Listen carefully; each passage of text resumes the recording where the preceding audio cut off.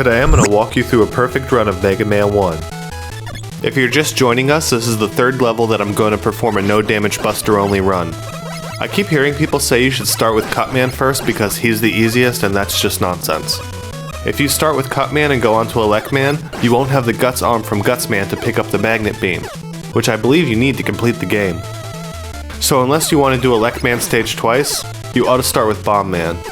He's arguably easier than Cutman, even though his level is a bit tougher. The award for easiest level goes right here though, so I see why newcomers would consider starting with Cutman.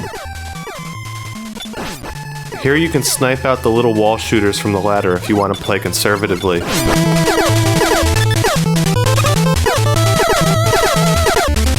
I'm not going to go for the quickest time on any of these runs because that would require a slightly different approach, but I just thought I'd throw the timer in the corner in case anyone was interested.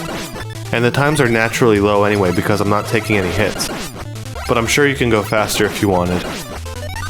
Like right here for example, there's a lot of dicking around on my part. Man, one thing that chaps my ass about the Legacy Collection is that they didn't include time trials for all the levels. That was such a missed opportunity.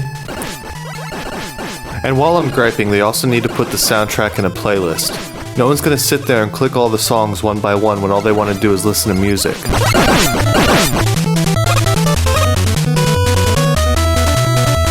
And there could have been more achievements. Like what I'm doing right here, this should be a trophy. No damage, buster only, speedruns. I'm not the only gamer who has tried to beat all the levels without taking damage. And if you have done perfect runs and you got a video on your channel, comment below, I'd like to watch it.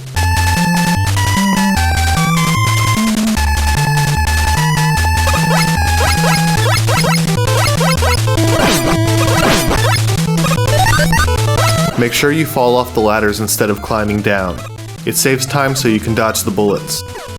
This is probably the hardest part of this otherwise easy level.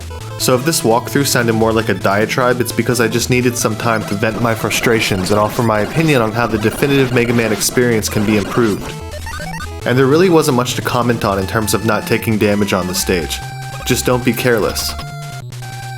What are some features you would add if you were in charge of producing a Megaman collection?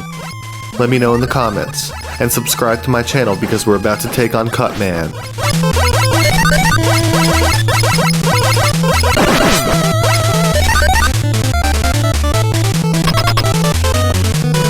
Cutman is similar to Bombman in that you want to run towards him to keep the pressure on.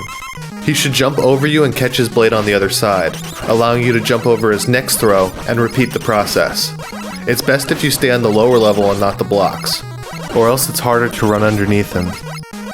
I hope this walkthrough helped, and I hope some of my critiques get echoed by the community, so we can finally have the definitive Megaman experience we need.